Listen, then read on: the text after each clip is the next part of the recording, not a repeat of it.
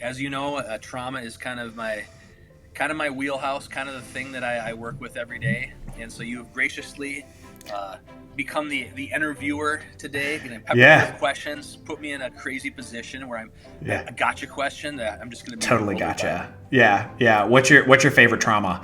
No, Oh no. oh no.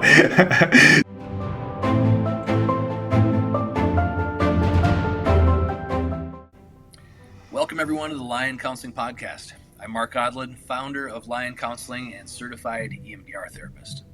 I'm Zack Carter, and I'm a counselor and a coach. Our mission: help men break free, heal deep, and become the lions they were created to be. And today we're talking about trauma, what it is, how to think about it, and what, if anything, we can do on our own to try to get a handle on it, to try to give some relief if you're experiencing that. And make sure to hang on till the end because we definitely want to give you a practical takeaway that you can put into practice right away. And if you are looking for support, as always, feel free to check us out at escapethecagenow.com or check us out in the description box. All right, Zach. Well, as you know, trauma is kind of my wheelhouse, kind of the thing that I work with every day. And so you have graciously become the interviewer today, going to pepper me with Yeah, questions, put me in a crazy position where yeah. a gotcha question that I'm just going to be Totally bewildered by. gotcha. Yeah, yeah. What's your favorite trauma? No, Oh no. oh no. So no, yeah. I'm really, in all seriousness, I'm super excited for today being able to talk about this because trauma is a super difficult topic for so many people, and so many people are going through it and need help through it. So, Mark, this is your area of expertise. So, the I wanted to start basic with Yeah. how do you define trauma? So let's just start there. Yeah. I mean, trauma, we hear the word more and more in our society now, but at the end of the day, I think about it as anything that um, is emotionally painful, that leaves some kind of emotional wound, and oftentimes it's an experience that puts us into that kind of fight or run away, fight, freeze kind of situation, and oftentimes the brain stores that information in a dysfunctional way, right? So it's typically when we go through something difficult, it doesn't necessarily mean it becomes a trauma because we think about it, we talk about it, maybe we have a dream about it, our brain processes through the information, and we learn from it, right? Um, with all the craziness that's on the news today, if we were traumatized by everything we see, we would be paralyzed, we'd be overwhelmed, we wouldn't be able to function. And so our brain has to sort through this information. And thankfully, most of the time, we can sort through it. But every so often, there is an experience that has a quality to it that overwhelms our nervous system in such a way where the brain stores it in the wrong place and it gets kind of stuck. And that could be a single event, right? It could be being assaulted, it could be a car accident, it could be some kind of violent experience, it could be a deep experience of shame or humiliation, or it also could be kind of that death by a thousand paper cuts experience that so often happens in our childhoods. And the sum total of all those experiences leads to this wound that discolors reality, discolors how we see the world and how we see ourselves. Mark, that's such a great definition. So, kind of what it sounded like you were talking about for a minute there was like an individual situation that might have been traumatic, but then you talked about the cuts that are happening over the course of time. So Yeah. that sounds like the difference between PTSD, so post traumatic stress, Yep. and CPTSD, which is complex post traumatic stress. That's what that sounded like. Is that what you were referring to? Yeah, I mean, in a way, it's as you know, Zach, that's kind of one of the debates in the psychology world is how to define trauma. Is it simple PTSD? Is it complex PTSD? Is it complex trauma? Practically, as an EMDR therapist, sometimes the definitions don't matter quite as much. It's kind of how we're conceptualizing things, but I kind of think we're all kind of on this continuum, right? And the joke in the EMDR world is, has anyone ever seen a simple PTSD, like the person had a perfect childhood and a perfect life and everything's good and they love themselves and they have a high self-esteem, and then they have this one bad thing happen. It's pretty rare. Even Mm. well-adjusted people who grow up in loving homes typically have accumulated a few traumatic experiences in their life that really shape them, and usually carries the echo of a negative belief about themselves into the present and into the future, and it kind of haunts them. Um, and so in my experience, there's everywhere in between. If I do get someone who had a pretty good life and they just had one single event that happened that brought them to therapy, sometimes that we can knock it out pretty quick. We can get some healing, and they're out of my office within a couple months. A few sessions. And with EMDR, typically it's like on the very short side, it's like 6 sessions, but the average client's like 10, 12 sessions, something like that. Mm-hmm. But then every once in a while, tragically, you'll get a client. I know you've seen this too, Zach, where you look at their trauma history and it's just almost unbelievable. Like, what Mm-hmm. brought them into therapy was this traumatic event potentially, but then you look and there's a history of abuse, neglect, um, violent acts toward them or their family, and you're just like, how is this person still standing? How are they still functioning? It's almost incredible.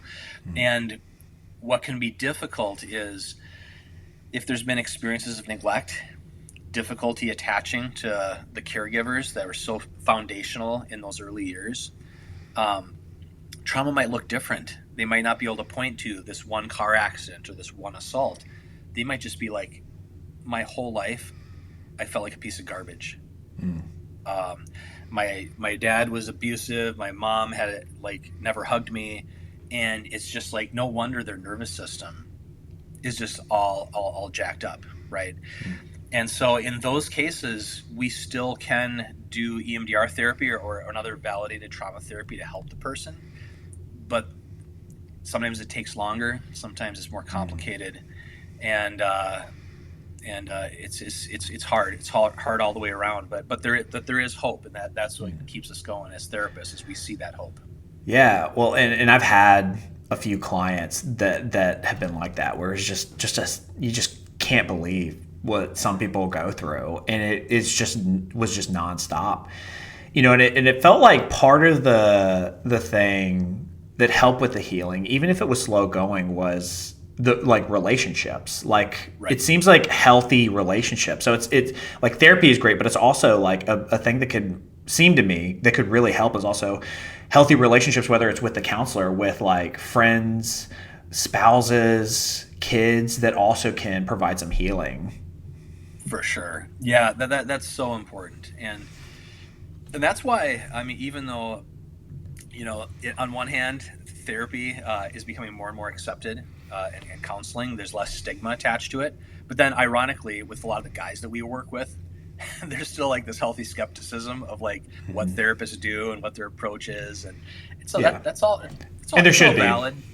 Yeah, and there Yeah, should be, right? yeah. So so yeah, I think it's one of those things where, when it comes to trauma, there's this sense that admitting that you've been through things doesn't mean you have to embrace a victim mentality, and it doesn't mean we're going to sit there and have a festival of like beating up your parents and they're horrible and here's how you're a victim and all this stuff. So what I tell guys is, honestly, it looks like you were victimized in this situation and this situation, but that doesn't define you. That's not who you are, right? Um, and it can heal. It can heal, and it doesn't. And acknowledging that there are places in your life where you have been victimized, and it's one way or the other. That's not the same as embracing an identity of feeling like you're robbed of your power, right? Yeah, that's good. Well, and so earlier you were talking about, so like it is possible to work through your traumas. It is possible to heal. That sounds like post traumatic growth. So, how would Oh, you yeah. define post traumatic stress versus post traumatic growth? Yeah, I mean that's exciting, Zach, because there's been understandably kind of a negative spin on trauma because of all the destruction it kind of leaves in its path, right? But at the same time, there's been more of a in a in this emergent kind of reality that if you can get on the side on the other side of it, there can be a lot of healing, a lot of learning, a lot of resiliency that comes with it, right? And so post-traumatic growth, there are inventories that people can take to measure all the ways that they have become stronger through it. And of course, as therapists, we're very, very careful to say not to minimize it and be like, hey, it's all going to work out in the end, or it's all worth it now. It's like, well, no, you never should have went through that in the first place. But you did make it through. For a lot of our faith-based clients, it's that idea of, you know, those hard existential questions. Like, yeah, God didn't cause this, but we're promised that He will work through it to try to bring things together for good, and that we could still have a hopeful future, right? And so yeah, so there can be a sense of empowerment, of strength, of overcoming, and so I think that's important for people to hold on to. That's the other side of the coin. And for a lot of clients, and I'm sure you've seen this too, Zach, being able to come to a place where they can see the meaning embedded within the experience, right? So it might have been needless suffering when they first went through it, but if they can somehow find a reason that it can propel them forward, to help other people, to heal, to be wiser, to be stronger, then it's not all for nothing, right? Then Mm-hmm. then there can be that growth, there can be that almost redemption of that memory. Yeah. Well, so how does one get on the other side of their trauma? Yeah. How do they go from post traumatic stress to post traumatic growth?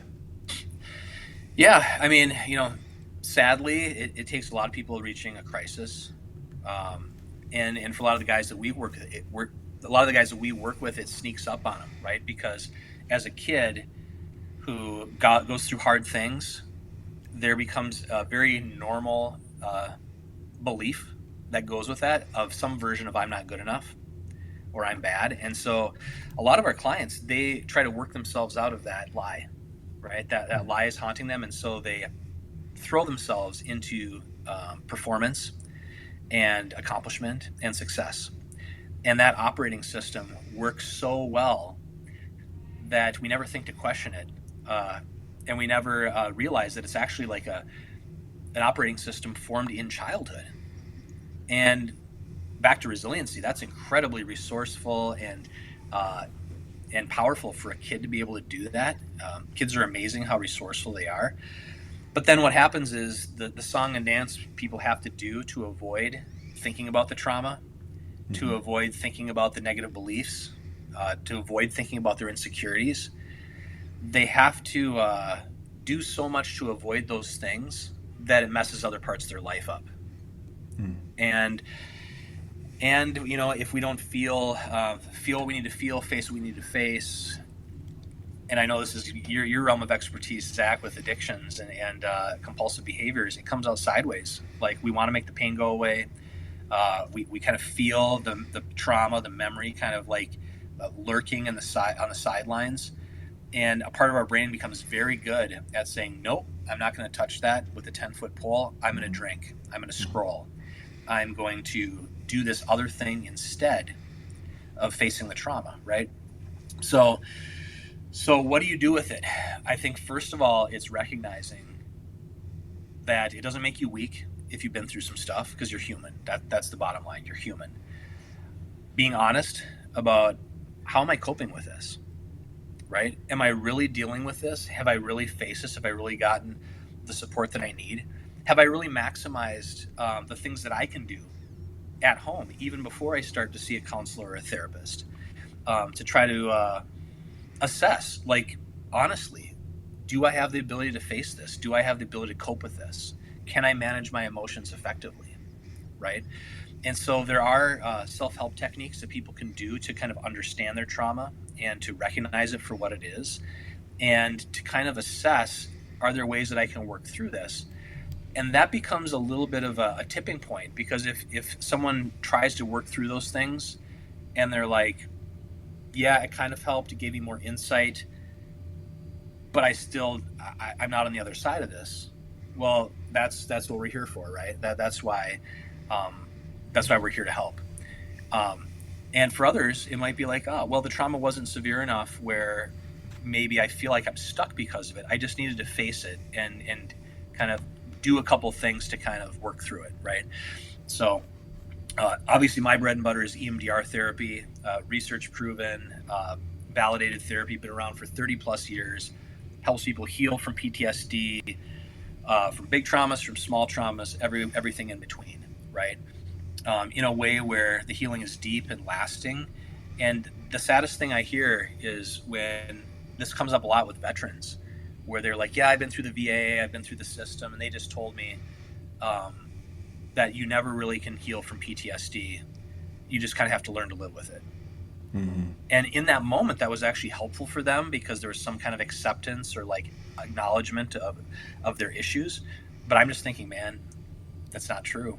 Like there is healing. There is a cure for PTSD, big traumas, and also the small traumas.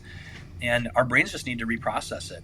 And sometimes we just need that kind of encouragement uh, and that kickstart to let the Mm-hmm. brain work naturally the way God intended it, so that it can work through the traumas, put them in the past where they belong. That's really good, Mark. Well, I think Mark has an activity that if you're listening to this and you're like, hey, I'm potentially interested in doing therapy, but is there something that I could do leading up to it?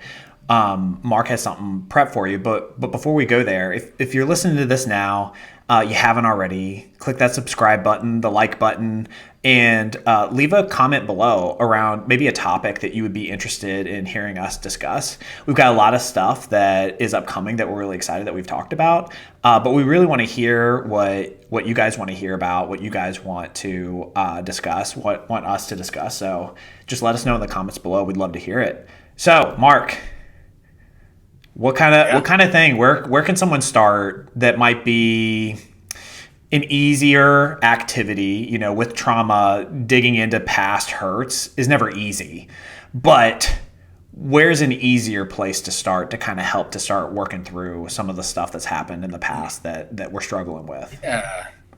Yeah. I think, one of the things that people can do, and again, do this. Of course, as trained counselors and therapists, we're always careful to like not do therapy over YouTube, right, and all that stuff, right? So that's a given, right? If you feel like you've been through stuff that really activates you, that really revs you up, and it's really painful, yeah, sitting in a dark room doing a homework exercise assigned by Mark or Zach might not be the best idea, you know. But there's ways to measure these things, right? So if you just go over your history and you start to write down some of the harder things that you've been through in life, kind of like your top 10, hardest things you've been through, something like that. One, something, just writing it down, that can be an important step, right? And I know before our session, that was one of the things that I know you sometimes use with clients to talk about, Zach, and that's like a really helpful technique. It's in the EMDR world too. Um, and a couple of caveats are just naming those things can be a great first step. You don't have to shine the spotlight and dwell on any one memory for too long, right? And if you do decide to open up any particular memory, a helpful thing to do is to say, okay, as I'm thinking about this memory, from 0 to 10, how much does it bother me? How strong are those negative emotions? And a general rule of thumb, if it's higher than a 5, save it for therapy, right? Get some structured support. Have someone guide you through that process where a caring person who has some expertise is going to help you walk through it.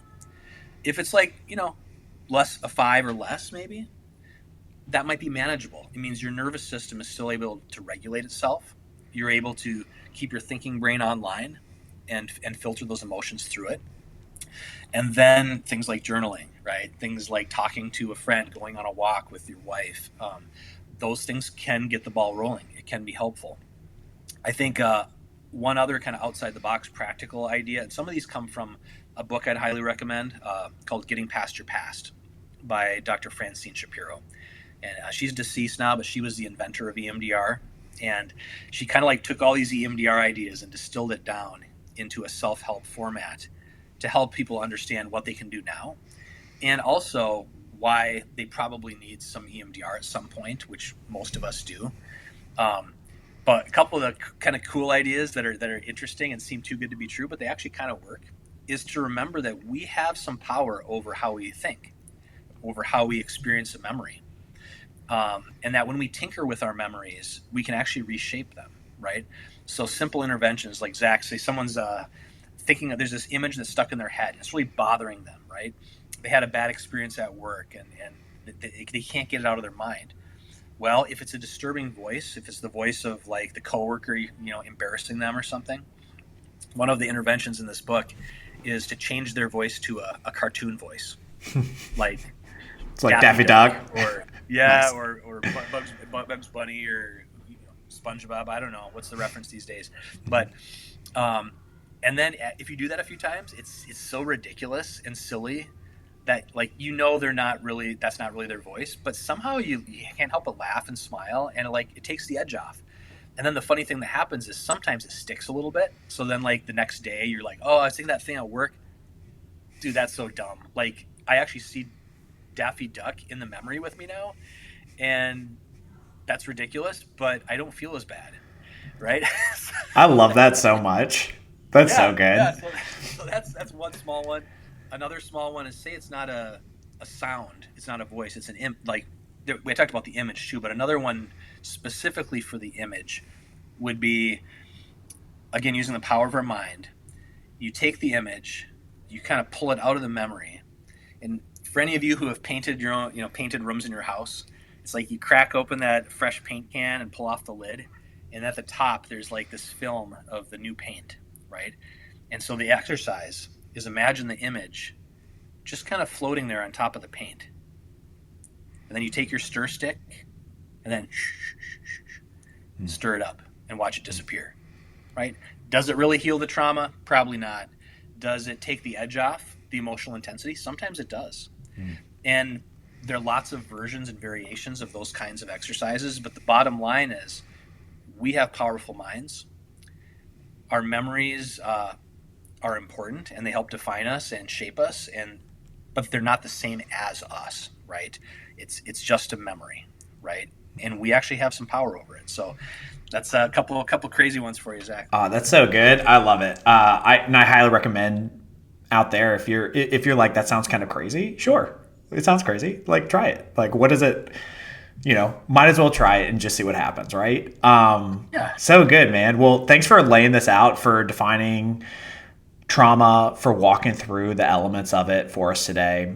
Once again, if you're listening to this episode and you've been helped by it in some way, please subscribe, hit the bell, let us know what you want us to talk about next.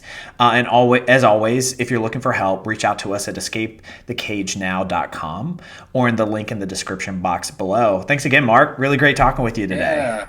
Yeah. As always, Zach. Thank you. All right. Bye, everybody.